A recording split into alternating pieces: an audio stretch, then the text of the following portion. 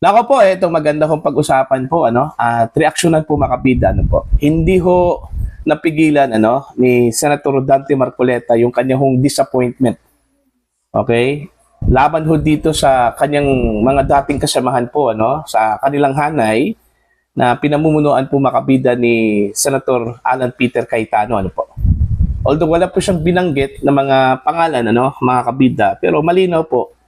At kung pagbabasihan po natin yung reactions ng mga netizens, ang ibig sabihin po niya at pinatutungkulan po niya dito sa kanyang disappointment, okay, ito hong dalawang mga senador, okay, si Senator Chis Escudero at saka si Senator Joel Villanueva po, mga kapida, na lumipat po sa kabilang kampo, mga kapida. Kahit na po, nangako daw na walang iwanan, mga kabida, po. Okay?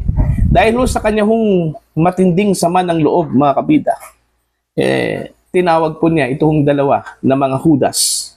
Alright? Ito, babasahin ko po, ito article ng ang balita ngayon, po, mga kabida. Napansin na ninyo kung sino po yung naghudas? Alright? Ito yung titulo po ng kanilang article, mga kabida. Nagbitiw ng matinding pahayag si Senator Dante Marcoleta matapos igiit. May mga dating kaalyado umano silang nangakong mananatiling magkakampi. Ngunit kalaunan ay lumipat sa bagong majority block sa Senado. Okay? Siguro yun yung sama ng loob po niya, mga kabida. Yung pangako na napako po, mga kabida. Yung pangako na through thick and thin, okay, mga kabida, walang iwanan.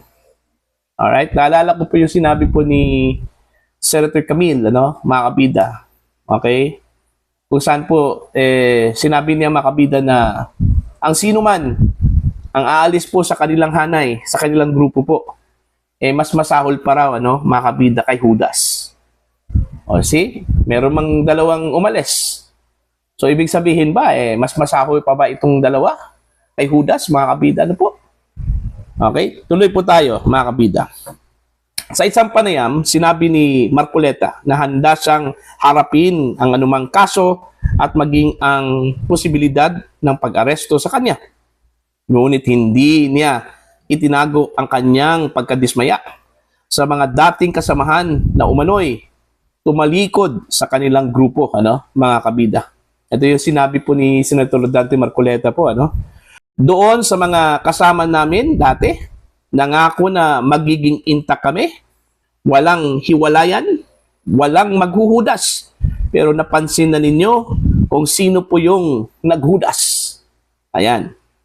Hindi man niya pinangalanan kung sino ang tinutukoy, lumabas ang pahayag sa gitna ng malaking pagbabago sa Senado matapos umanib sina Senator Chis Escudero at Senator Joel Villanueva sa kampo na sumuporta kay Senator Sherwin Gatchalian bilang bagong Senate President. Ayan. Ayon kay Marcoleta, may mga dati rin umanong kasamahan na naharap sa mga aligasyon, ngunit tila hindi na inusig matapos mapabilang sa bagong mayorya.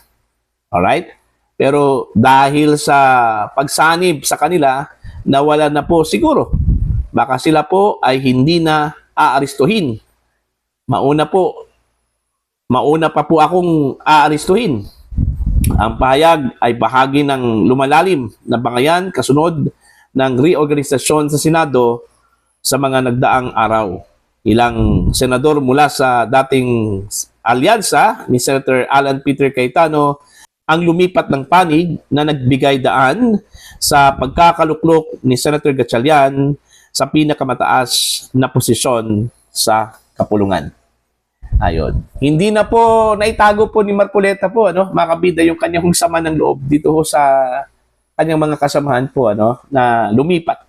Wala naman pong ibang lumipat dyan dalawa lang po. Si Senator Joel at saka Senator Chis Escudero, mga kabida. At dun, nagkaroon po ng upper hand itong majority block, itong grupo po ni Senator Wing Gatchalian po, mga kabida. Okay? At tuluyan pong napatalsik sa kanyang posisyon, bilang Senate President, ito kong si Senator Alan Peter Cayetano. Okay? Yun yung masama ang loob po, mga kabida, digat. Yun yung dahilan kung bakit masama po ang loob ni Marcoleta, Kasi nangako daw kasi, na walang iwanan eh. Okay? Through thick and thin. Okay? Kumbaga sa kasal pa yan. Okay? Through thick and thin. Mananatili ho. Okay? Sa grupo po ni Cayetano, mga kabida. Okay? Kahit anong mangyari. Buti pa nga, ito hong si Senator Jinggoy tinupad po niya yung kanyang pangako po, mga kabida, na hindi po niya iiwan yung grupo po nila, mga kabida. Kahit na po, yung sukli po, mga kabida, ay yung kanyang pagkabilanggo. Di ba? Yun yung marangal na tao. Okay? Yun yung may paninindigan po, mga kabida. Alright? Alam naman po ng mga senador na ito, na ang ginawa po ng gobyerno, pinipressure po sila para lang po lumipat dun sa kabila, mga kabida. Pero kung talagang wala ho silang kasalanan, hindi ho dapat sila matakot. Okay, mga kabida. O, katulad na lang po ni Senator Jinggoy. Di ba? Confident po masyado si Senator Jinggoy po, mga kabida, na balang araw po, makalabas din siya, sa kanyang sitwasyon ngayon. Okay? Kasi naniniwala ho itong si Senator Jinggoy na wala ho siyang kasalanan, mga kabida. Okay? Etong dalawa ba, naniniwala ba sila na wala ho silang kasalanan sa mga bintang laban sa kanila, mga kabida? Partikular na po yung issue po ng corruption sa flood control projects, mga kabida? Kasi kung wala hong katuturan po, walang batayan po yung aligasyon na yon, bakit po sila natakot? Bakit po sila lumipat, mga kabida? Bakit po nila iniwan yung kanilang grupo na kung saan nangako po sila, mga kabida, na walang iwanan. Okay? Hindi bibitaw, mga kabida, po. Diba? So, anong tingin ngayon ng mga tao po dito sa dalawa? Diba Judas? Diba Traidor? O, yun din yung tingin po, ng kanyang mga kasamahan po sa Cayetano Black. Diba? Yung tingin po nila dito sa dalawang mga senador. Although, may kanya-kanya po silang rason, siguro, may rason din si Senator Joel, si Senator Cheese. Okay? Ang naalala ko lang po, yung kanilang rason po, mga kabida, na gusto na raw nilang magtrabaho, mga kabida. Wala daw silang pinapanigan, pero doon mo sa sinabi po nilang wala ho silang pinapanigan, malinaw naman po na pumanig po sila sa kabila Diba? Pumanig po sila sa kabila. Yung pag-elect pa lang ng Senate President, malinaw na po na bumoto po sila doon. Kasi hindi ho may elect si Senator Wing Gatchalian bilang Senate President kung walang 13. Diba? Kahit po si Escudero o di kaya si Villanueva, kung hindi po sila bumoto, hindi ho may lukluk yan bilang Senate President, mga kabida. Kasi kailangan po ng 13 ng mga senador para mailukluk si Gatchalian bilang bagong Senate President. Okay? And since nailukluk po yan, okay, ginawang Senate President, meaning si Escudero at saka si Villanueva po, bumoto po, okay, para ho kay Senator Wing Gatchalian, mga kabida. So, may tuturing ba yan na wala ho silang kinakampihan? May tuturing ba yan, mga kabida, na ang kanilang paglipat po, trabaho lang po, walang personalan, mga kabida? Hindi ho matatanggap yan ng mga senador na kaanib po ni Senator Alan Peter Cayetano. Po. Kaya dito ho sa inilabas na emotion, okay, ni Senator Rodante Marcoleta, naiintindihan po natin siya, yung pagtawag po niya ng Judas, naghuhudas sa kanila, yung kanilang mga dating kasamahan, hindi po natin mapigilan yan, okay? Hindi din natin masisisi po si Marcoleta kung bakit ganun yung kanyang impresyon. Kasi masakit sa kanila mga kabida. Diba? Kasi unang-una po, nangyari po yung pagboto po nila kay Senator Alan Peter Cayetano, mga kabida, dahil pinagsikapan po nila yon. Okay? Nakuha po nila yung majority mga kabida dyan sa Senado mula sa grupo po ni Senator Soto dahil pinaghirapan nila yon dahil sa paniniwala ho nila, no, mga kabida, ano po. Okay? Pero anong nangyari? Tinakot lang. Wala na. Okay? Pumahag na po yung buntot, ano, mga kabida. Diba?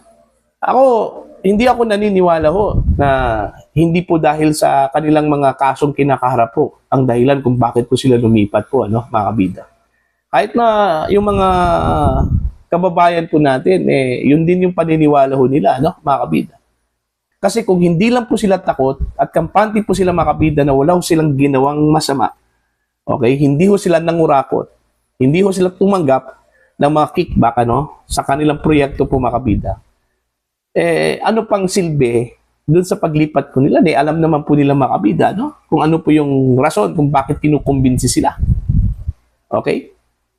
Yun palang pag-anib po nila noon sa grupo ni Cayetano, okay?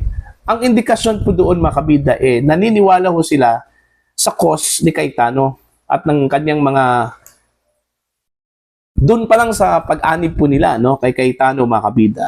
Indikasyon na po yon na naniniwala ho sila sa cause ni Cayetano at ng kanilang mga kasamahan po, ano, mga kabida. Diba? So, bakit nag-iba? Okay? Because gusto ho nilang magtrabaho, gusto po nilang i-break yung deadlock, ano, mga kabida? O dahil natakot po sila na baka susunod po sila kay Senator Jinggoy Estrada, mga kabida, na nakulong ngayon, ano, dahil ho sa kanyang paninindigan. Alright? I don't think kung kakayanin po ng dalawang mga senador na yan, ano, yung ginawa po ni Senator Jinggoy, yung kanyang personal sacrifice po mga kabida. Sinakripisyo po niya yung kanyang sarili po, ano?